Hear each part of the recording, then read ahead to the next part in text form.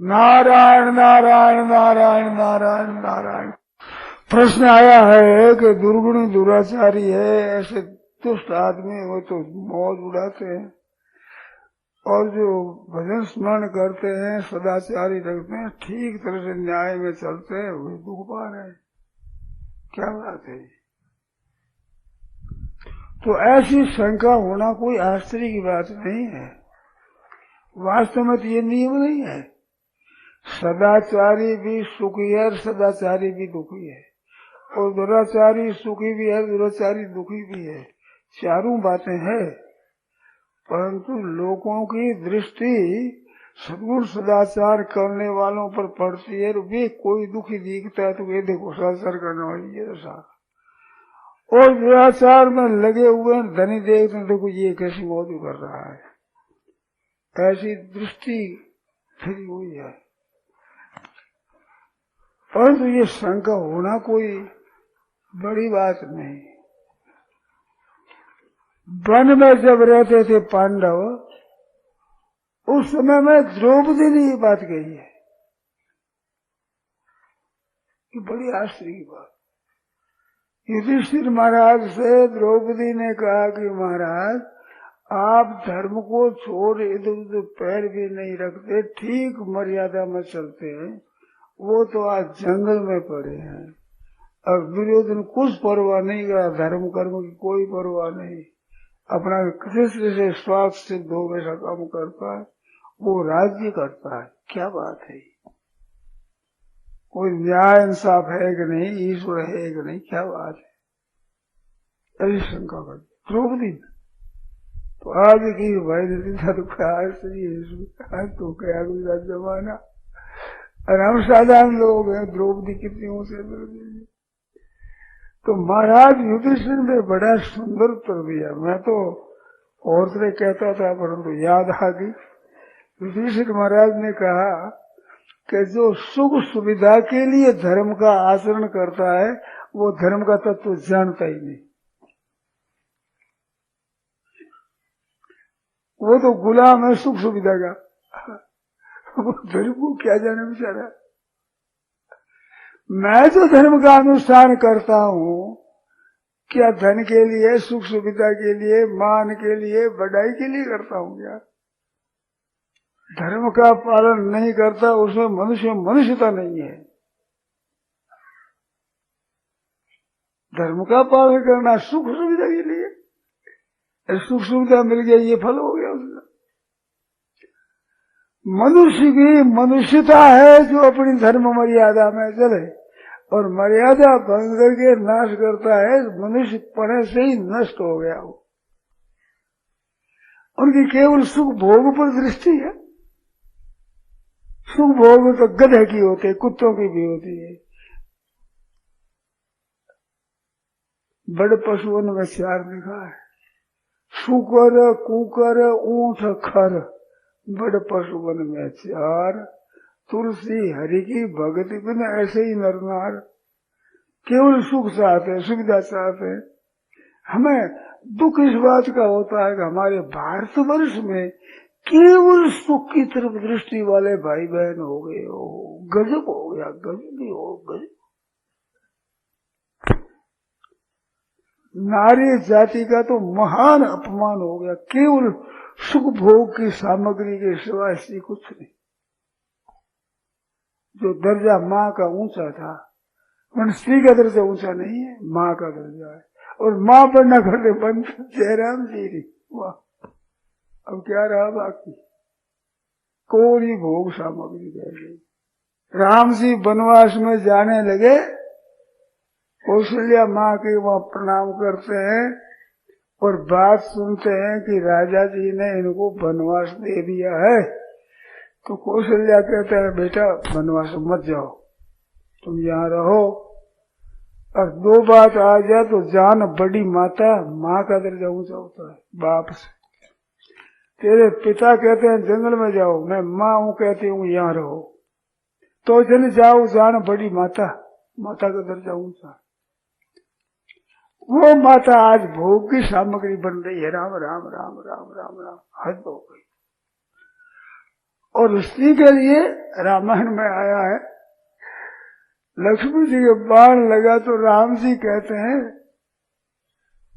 नारी हानि विशेष क्षति नहीं, सीता नहीं मिले तो कोई नुकसान नहीं है, नारी है तो प्रिय बंधु गमाई, मैं जाकर किसे मुंह दिखाऊंगा, स्त्री के लिए मेरे बंधु का नाश हो जाए। स्त्री कोई चीज नहीं, कोई कीमती नहीं है, बंधु सहोदर भाता कैसे मिलेगा है, ये दुर्लभ है।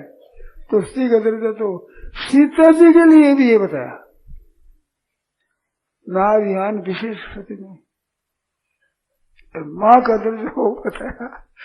हमारी बहना माँ बनने से संकोच करे, परहेज करते बंद कर देती है, माँ नहीं बनोगी तो क्या बनोगी, गांव की कुतिया बनोगी, क्या बनोगी, माँ बनोगी तो कितना ऊंचा दर्जा आपका, माँ है माँ। भियानी गए थे, वहां दादरी में सत्संग हुआ तो छोटी छोरियां हो गए, पर भाई ये मातृशक्ति है, ये छोटी बच्ची नंगी करे, मैंने कहा ये मातृशक्ति है, ये क्या समझते हो आप, ये जननी है, माँ की ताकत, माँ की शक्ति है। आप हमें नहीं है, बहना बेटे भाई बेटा सब माँ की गोदी में है। पहले माँ ने अपना दूध, अपने शरीर का दूध पिलाकर बड़े किए, आज आप मिजाज करो, आप मिजाज करो, हम ऐसे ऐसे हैं। दशा ये थी आपकी, हमारी माँ ने पाला है। उस भारतवर्ष में सुख की तरफ दृष्टि है तो देखो, पाप करते जो मौज उड़ाते हैं, धर्मा तो हिंदू को पा रहे हैं। तो युधिष्ठिर ने कहा कि जो सुख के लिए धर्म का पालन करता है वो धर्म का तत्व जानता ही नहीं है। धर्म के सुख क्या है? शरणानंद जी ने कहा है कि मैं कश्मीर गया था, उस शहर में कई वर्षों पहले की बात बताई, उस शहर में जहाँ ठहरा था वहाँ एक कुत्ता था, उस जमाने में 8 आना की मलाई रोज न खाता था वो, सस्ते जमाने। अर्जुन से नौकर से सबूर से नहलाया जाता, साबुन से, और मोटर में बैठकर सेल किया जाता था। तो ये आराम तो कुत्ते को मिल जाना है, उस महत्व, उस सुख सुविधा को महत्व दे।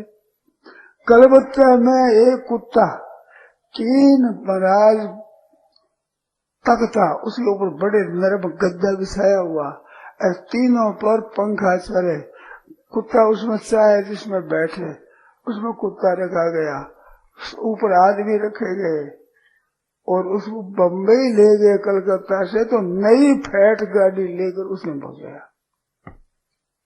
कितने गाड़ियों को मिलता है इतना सुख? इतनी सुविधा किताब मिलती है, आप देखो। तो ये सुख सुविधा है, उसके लिए धर्म का पालन करे, तो सुख सुविधा ही कोई ना, धर्म को काम माना। कष्ट आगे पड़े, धर्म के पालन करते हुए कष्ट आता है, सज्जनों वो बड़ी भारी तपस्या है। ये घाम में तपना, ठंडी में रहना, संयम करना, भूखा मरना, ये तप इतने ऊंचे दर्जे के तप नहीं है। ऊंचे तरह के अपने न्याय में चल रहे, उसमें आ रहा है कष्ट, उसको प्रसन्नता से स्वीकार करे, ये ऊंचे दर्जे की तपस्या है, बड़ी भारी ऊंचे दर्जे। तो सुख सुविधा है जो उसको नहीं मिलती है, एक बात। दूसरी बात जो मैं कह रहा था, ये तो युधिष्ठिर महाराज की बात कही, महाराज बड़े आदमियों की, हम तो साधारण आदमी। हम तो ये कहते हैं कि अभी जो धर्म पालन कर रहे हैं वो अभी फल अभी का नहीं मिलता है, इसका समय पाकर फल मिलेगा। और अभी दुख उठा रहे हैं, अभी धर्म पालन करने के कारण से नहीं है, पहले किए हुए पाप है उनका फल है। ये डर चलता है, खेती करते हैं घर में अनाज नहीं, और खेती नहीं करते खूब खाते हैं, तो पहला पुराना अनाज पड़ा है मौज करते हैं, पर ये खत्म हो जाए तब देख रहा, खेती वाले को मरा माला माल हो जाएंगे। हमें श्लोक आया याद, श्लोक याद आया है। क्षिप्रंगी मानुष्य लोग सिद्धि भवती कर्मजा। मनुष्य लोक में कर्मजन्य सिद्धि बहुत जल्दी होती है। एक नई तरह से अर्थ आया, नई तरह से कहता हूँ, गीता में नए नए अर्थ हैं। सिद्धि भवती कर्मजा, कर्मजन्य सिद्धि जल्दी होती है। और भगवान की भक्ति की रिश्ता का ये कर्मजन्य नहीं, ये कर्म नहीं है। ये यथा माम प्रपद्यन्ते तांस तथैव भजाम्यहम्। भगवान की भक्ति करो, भगवान भक्त बन जाए भक्त के, ये कर्मजन्य नहीं है। कर्मजन्य, कर्म तो आदि और अंत होता है, तो उसका फल भी आदि अंत वाला ही होगा। अनंत फल कर्मों का नहीं हो सकता। भगवान की भक्ति, जो भगवान की भक्ति करे उसकी भक्ति भगवान करे। कितनी बड़ी सुंदर भजन स्मरण करना, आज से काम में लगना है, ये मामूली बात नहीं है। सुख सुविधा मिल जाए ये कोई इसका फल है? सुख सुविधा तो कुत्तों को मिल जाए, ये कौन बड़ी बात है? यहाँ की सुख सुविधा नहीं। कलकत्ते में मुझे कुत्ता मर गया, उसको गाड़ा गया, वहाँ रोजाना दीपक होता है, कीर्तन होता है, की बात होती है। कुत्ते के मरने पर उसकी जगह, ये भी हमने देखा। ये कोई बड़ी बातें नहीं है। बड़ी बातें तो है जहाँ भगत मेरे मुकुटमणि, भगवान भी अपनी मुकुटमणि माने। दर्जा तो ये है बहनों भाइयों, ये है दर्जा। समझिए, वो दर्जा आपको मिल सकता है। अब सुख सुविधा नहीं मिली, इसमें संदेह हो गया, गड़बड़ी बच गई। राम राम राम राम राम। बढ़िया बात की आपने, पूछ ली, बड़ा अच्छा किया काम। तो कर्मजन्य सिद्धि है वो तो पहले होती है, नष्ट हो जाती है। और श्रीगुरु सदाचार करते हुए भगवान के भजन में लगे हैं, उनकी कर्मजन्य सिद्धि है नहीं, वो आदि अंत वाली नहीं होती। कर्म जैसे आदि होता अंत होता है, ऐसे उसका फल भी आदि और अंत वाला ही होगा, सदा ठहरने वाला नहीं होगा। पर तो भगवान की भक्ति है, अभी सुना नहीं, बाधा रहित भक्ति, अनपायिनी भक्ति और सदा सत्संग, ये सदा ही मिलता रहे। सदा सदा ही मौज ही मौज, आनंद ही आनंद, आनंद ही आनंद, आनंद ही आनंद। ये एक चीज अलग है, ये कर्मजन्य नहीं है। भजन करो, भगवान नाम जप करो, ये कर्मजन्य, उसने परमात्मा प्राप्ति। कर्मजन्य और कर्मजन्य नहीं है। कर्मजन्य तुच्छ चीज होती है। तो शुभ अशुभ कर्म है ये, इनको कर्म ने भगवान ने सुकृति ने बताया। नमाम दुष्कृत नो मूढ़ा प्रपद्यन्ते, दुष्कृति पुरुष मेरे शरण नहीं आते। चतुर्विधा भजनते मानव जना सुकृति न, श्रेष्ठ कर्म करने वाले। उत्तम से उत्तम काम है भगवान की तरफ होना, इससे समान कोई उत्तम नहीं है दुनिया। ऐसे भगवान की तरफ चले भाई तो कितनी विलक्षण बात है। इस बात से कर्मों के ऊपर आप देखते हैं ये तो सब शुभ काम कर रहे हैं, दुख पा रहे हैं, ये अशुभ कर रहे हैं, मौज उड़ा रहे हैं, तो भैया ये कर्मों का फल डोढ़ा चलता है। डोढ़ा अभी करते फल आगाड़ी होगा, पूर्व की अभी हो रहा है, ऐसा ऐसा ऐसा। भाषार में एक कथा आती है, हमने सुना है। धृतराष्ट्र था, उसके बेटा मर गए, 100 के 100 ही मर गए, युद्ध में मारे गए। और भीमसेन ने प्रतिज्ञा की 100 को मैं मारूंगा, और उसको दूसरा मार के तो उसको मारकर 100 की संख्या पूरी करूंगा। मर गए सब, मारे गए। तो धृतराष्ट्र से वो पहले जन्मों की बात जानता था, जाति स्मर कहते हैं उसको, वो पहली बात याद थी। उसने पूछा है, विदुर जी से किसी याद नहीं हो, बात सारी कथा सुनते हो, कहा कि मेरे को 100 जन्मों की बात याद है। 100 जन्मों में मैंने ऐसा कोई पाप नहीं किया कि जैसे 100 के 100 बेटा मारे जाए, ऐसा मैंने पाप नहीं किया। ये क्या बात है, कैसे मर गए बेटा? तो उत्तर दिया कि 100 जन्मों से पहले तुम एक जन्म में राजा थे, तो रसोईया ने एक हंस का अंडा ला करके पका कर दिया, तुमने बहुत प्रशंसा करी, तो 100 अंडा ला करके दिया, 100 के अंडा 100 के 100 तुम खा गए, उसका फल है ये 100 बेटा मरेगा ही। 100 अंडा खाए तो 100 बने तो थोड़ा ही है, ब्याज बाकी है, ये तो सुख है। तो न जाने किस जन्म का फल कब मिलेगा। 100 जन्मों की याद है, मैंने कोई पाप नहीं किया, 100 जन्मों में नहीं पहले। तो अनंत जन्मों के पाप किस जन्म में लगते हैं, तो किसके कब किए हुए पाप कब आकर हाजिर होते हैं और कब किए हुए पुण्य कब हाजिर हो जाते हैं, इसको कुछ पता नहीं। गाना कर्मणो गति। परंतु बात यह है कि शुभ करेगा उसका फल शुभ होगा, अशुभ का फल अशुभ होगा। अंतःकरण कभी सुखी नहीं हो सकता। जो पाप करता है, अन्याय करता है, उसके अंतःकरण में खड़बड़ी मचेगी ही, ब्रह्मा जी भी टाल नहीं सकते। और जो पाप नहीं करता वो निधड़क रहेगा, निशंक रहेगा, भय नहीं लगेगा, डर नहीं लगेगा, कभी भी उसको मान बढ़ेगा भय। ऐसा नहीं कि मेरे को लोग तिरस्कार करेंगे, अपमान कर देंगे, वो भय नहीं लगता।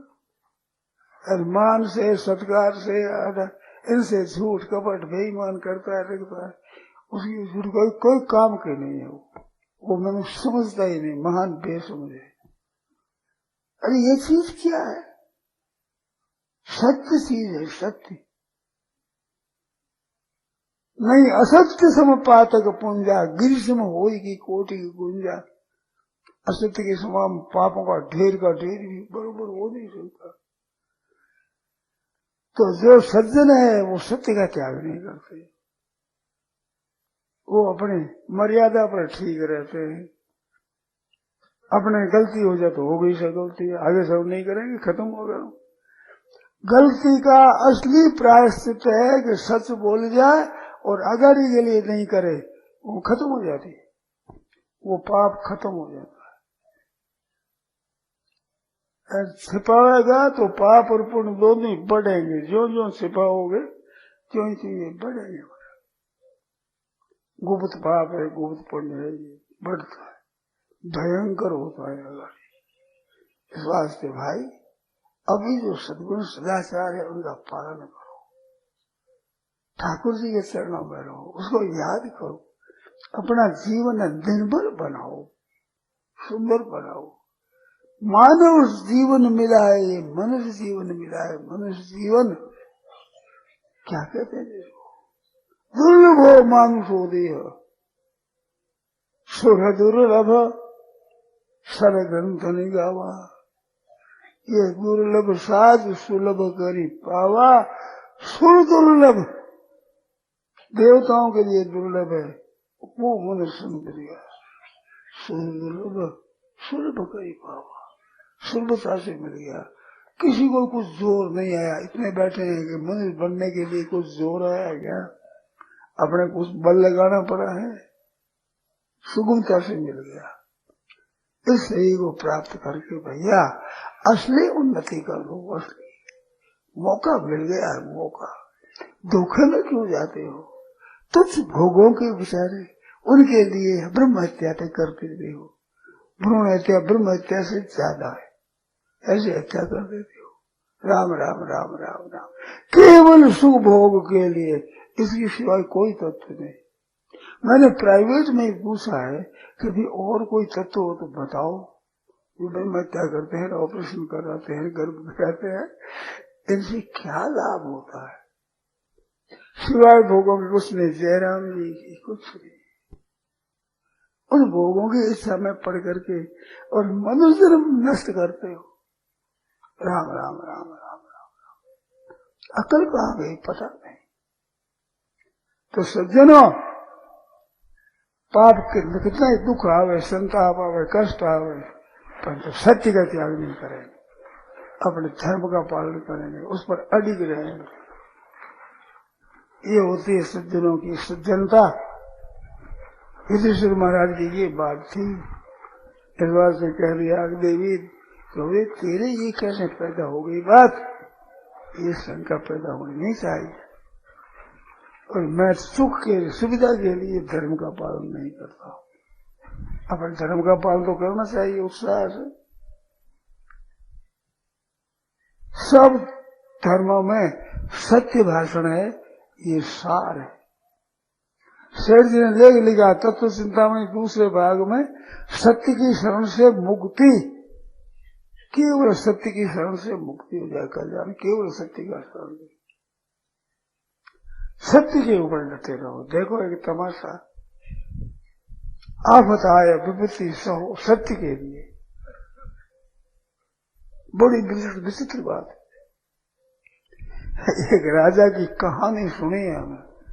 ये कथा है महाभारत आदि की, तो कथा है, सत्य है।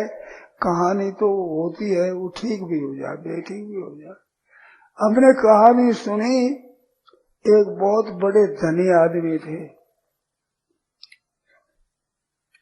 उसने कहा भाई संसार में बाजार में जो चीज कोई खरीदता न हो तो शाम के वक्त में जाओ, उसका माल खरीद लो, पैसा दे दो, अपने खरीद लो।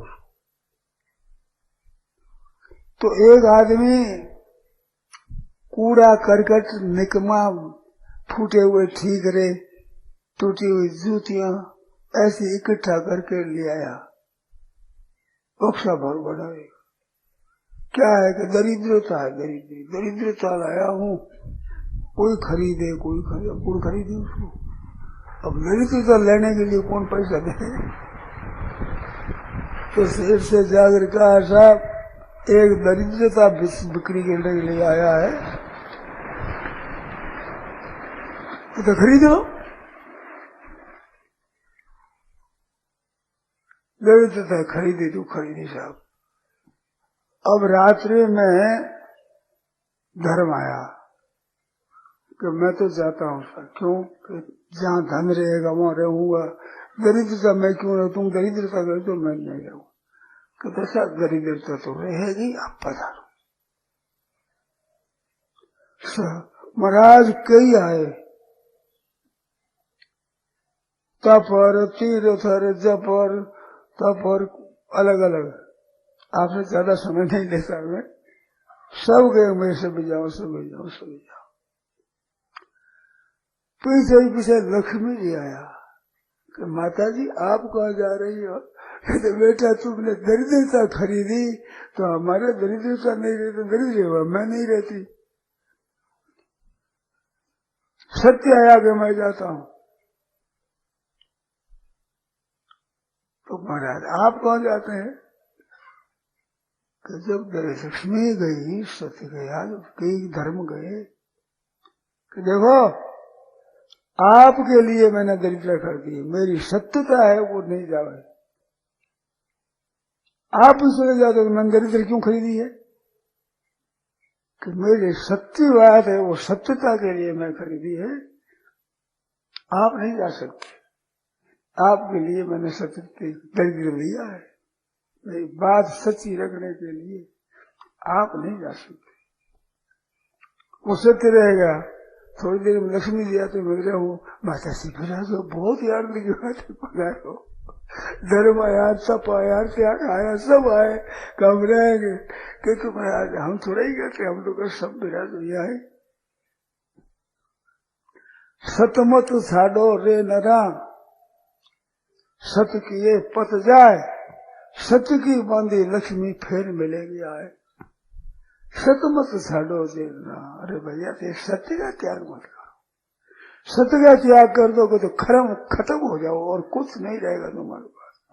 सतमत साडो रे नरा, सत छोड़े पत जाए, सत्य की बांधी लक्ष्मी फिर मिलेगी आए। वो सत्य रखोगे तो लक्ष्मी फिर मिल जाएगी। तुमने सत्य को रखा तो लक्ष्मी सब आ गए, हम तो आ रहेंगे। सत्य परमात्मा का स्वरूप है साक्षात, उसका आप तिरस्कार करो, स्वयं असत्य को स्वीकार करो, किसी भय से आकर, किसी लोभ से आकर के, और किसी बेइज्जती से डर करके बड़ी भारी हानि कर रहे हो। आप समझते नहीं हो। सत्य चीज सत्य ही सत्य है, वो परमात्मा का साक्षात स्वरूप है, सत्यनारायण भगवान है। इस वास्ते सत्य का त्याग मत करो, सच्ची पर रहो, सच्ची मर्यादा पर रहो, धर्म की मर्यादा पर रहो। पाप नहीं करेंगे, अन्याय नहीं करेंगे, भोगों के लिए, संसार तुच्छ सुखों के लिए, जो सुख रहने वाला है नहीं। संपूर्ण दुखों की जड़ है तो सुख की इच्छा है, और कोई दुख का कारण है ही नहीं। जोर से कहता हूँ, आपके जितना शास्त्र हो, जितना विचार हो, मेरा सामने आ जाना, जितने सांसारिक सुख है, उन सुखों की इच्छा का आगाड़ी फल दुख और पाप है। अर्जुन ने पूछा, नहीं चाहता हुआ पाप क्यों करता है? भगवान ने कहा, मैं ये जो सुख भोग की इच्छा है, इससे पाप नहीं चाहता, पाप ही पाप करता है। ये पाप का बाप है। जो सुख और धन का लोभ है ना, ये पाप का बाप। ये कहानी सुनी है कि नहीं? मैं थोड़े में कह देता हूँ, बहुत थोड़े में। एक पंडित काशी जी में पढ़ करके आए। क्या हुआ? कुछ दिनों के बाद स्त्री ने पूछा, आप इतने पंडित हो, काशी पढ़ करके आए हो, बताओ पाप का बाप कौन है? भाई पाप का बाप तो नहीं सुना, बताओ। तो मैं काशी जाऊंगा, इसका पता लगाऊंगा। तो जाने को तैयार हुए, जा रहे तो बीच में एक बेश्या का घर पड़ता था। उसने देखा कि थोड़ा दिन से आए पंडित जी जा रहे हैं। पूछा कि महाराज क्या बात है, कहाँ जा रहे हैं? कल जाऊंगा, पढ़ूंगा। अरे स्त्री ने पूछा, मैं जवाब नहीं दे सका कि पाप का बाप कौन है। को तो मैं बता दूंगा, महाराज तुम बता दोगे? तो मेरी क्यों जाना है? ठीक। उस दिन बीते सोमवती अमावस्या आने लगी, तो एक दिन बेश्या गई, जाकर रुपये 100 भेंट किए। पहले जमाने में 100 रुपये कितने होते हैं आज? ये लो, मेरे घर आप रसोई कर लो, भोजन कर लो। पंडित जी ने क्या है, स्वीकार कर लिया। घर पर पहुंच गए, रुपये 100 और भेंट किए कि देखो महाराज, मेरे घर का आना तो आप खाते ही हो, रसोई मैं बनाऊंगी, पक्की रसोई बनाऊंगी। पक्की रसोई में कोई बात नहीं, मेरे हाथ नहीं खा लो। ठीक भाई, पक्की रसोई हम परहेज नहीं, हम तो बनाए करते कैसे अपने हाथ की, पक्की रसोई तो खा लेते हैं। उसने मालपुआर, खीर, पूरी बड़े बढ़िया बढ़ाया, बढ़िया माल बना करके क्या महाराज रसोई तैयार है, भोजन करो। तो महाराज आकर बैठ गए, विराज गए। तो 100 रुपया लेकर गई और कहा कि महाराज मेरे हाथ से ग्रहण ले, मैं जीवाऊं, आप मुझसे ले लो। समझे भी, इसी हाथ के बनाए हुआ लेने में क्या बात है? फिसल गए। यूं किया, वो लेने के लिए मारी एक थाप की।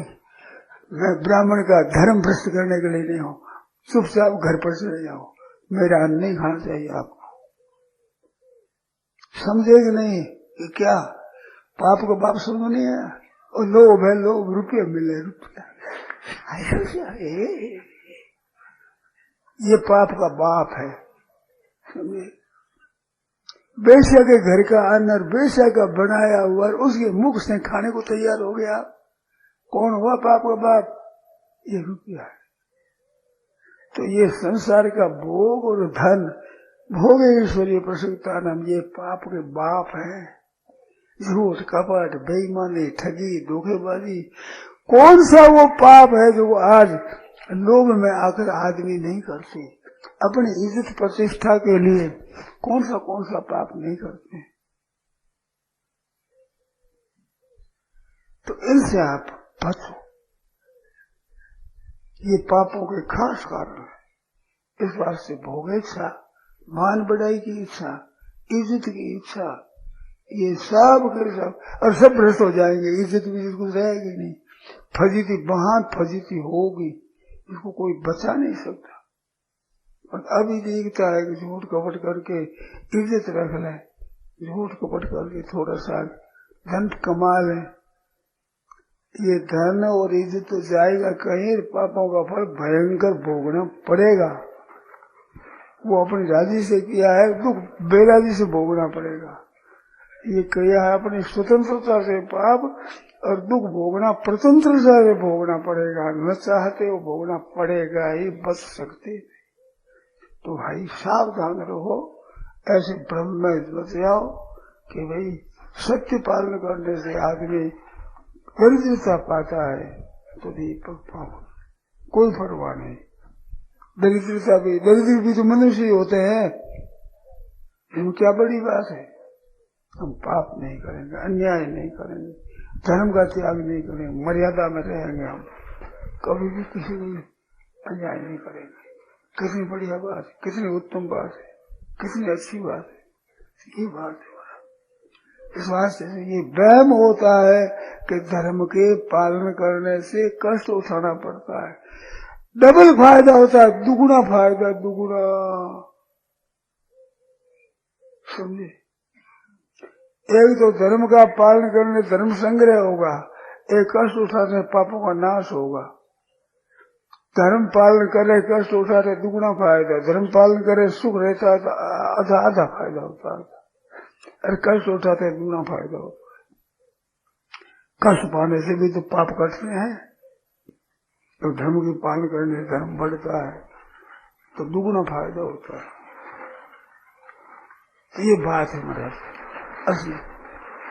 तो भाइयों को बहनों को चाहिए ऐसे भुलाव में कभी नहीं आवे, लोलुपता में, सुख की लोलुपता में, धन की लोलुपता में, इसमें आकर आप पाप करो, असत्य का ग्रहण करो, कितनी बड़ी भाई पाप की बात है।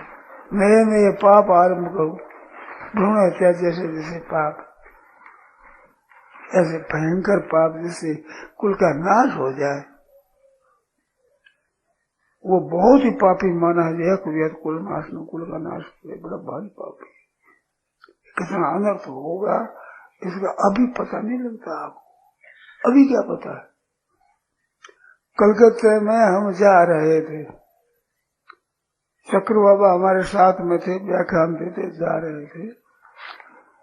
एक वो मछली मरी हुई थी, क्या मरे हुए जंतु को लेकर जा रहा था, तो देख राम राम राम राम राम कहते हैं ये तो फल है, फल, ये जलपुरी है, ये तो फल है। चक्र बाबा बोले ये तो क्या फल है? फल नहीं है, कर्म है, फल तो इसका मिलेगा तब देखना। ये फल, ये तो कर्म है। तो अभी राजी हो रहे, उनका फल मिलेगा तब देखना तमाशा। भस्मी रमाई शरीर पर, स्नान करके लगाई विभूति। तो एक आदमी ने कहा वाह बाबा जी आप खुद बड़ा श्रृंगार किया है। अरे बच्चा सूखेगा जब उगड़ेगा, अब क्या हुआ, तो गिरी, सूखेगा जब उगड़ेगा तब देखना तमाशा। ये तो अभी तो राख लगाई है, सीधी कहेगी सूखेगा जब उगड़ेगा, तो ये भी आपका सूखेगा जब उगड़ेगा तब देखना तमाशा क्या होता है। बना आप जानते नहीं क्या हो। शास्त्र पश्यंती वही द्विजा, ये शास्त्र से देखते हैं। बुद्धि की तीक्ष्णता का संतों ने फल बताया है कि इंद्रियों के भोगों पर लोलुपता मिटाने में बुद्धि का काम है। बुद्धि की प्रधानता होगी तो इंद्रियों के भोगों की इच्छा को मिटा देगी, और बुद्धि रद्दी हो जाएगी तो फिर सब जीवन बुद्धि नाशात प्रणश्यति, पतन हो जाएगा। तो बुद्धि की विलक्षणता यही है कि जो पाप और पुण्य क्या है, भोगों की स्वतंत्रता है, उसको त्याग करके और बुद्धि को निर्मल बना दे, जीवन अपना शुद्ध बना दे, ये बात है। दूसरा प्रश्न है कि रामायण पाठ कर रहे हैं, कोई सूतक लग जाए तो क्या करना चाहिए, सुहा हो जाए तो क्या करना चाहिए? हाँ, रामायण का पाठ करते हुए अगर पहले वर्णी बंधन हो गया कि हम तो 9 दिन पाठ करेंगे, ऐसा वर्णी बन गई तो 9 दिनों तक उसको नहीं लगता। या पाठ कर रहे हैं, हाँ तो पाठ कर रहे हैं तो 9 दिन तक ठीक रहेगा। तो किसी ने बांधी तो है नहीं कुछ भी, बांधी तो मन से तो बांधी, लेकिन 9 दिन पाठ करेंगे। नारायण नारायण नारायण नारायण नारायण। आश्विन शुक्ल पंचमी गुरुवार विक्रम संवत 2046 श्री कृष्ण संवत 5215 5 अक्टूबर 1989 को प्रातः 8:30 बजे के बाद श्री गोविंद देव जी के मंदिर के पीछे जय निवास उद्यान जयपुर में परम श्रद्धेय स्वामी जी श्री राम सुखदास जी महाराज द्वारा यह प्रवचन हुआ। राम।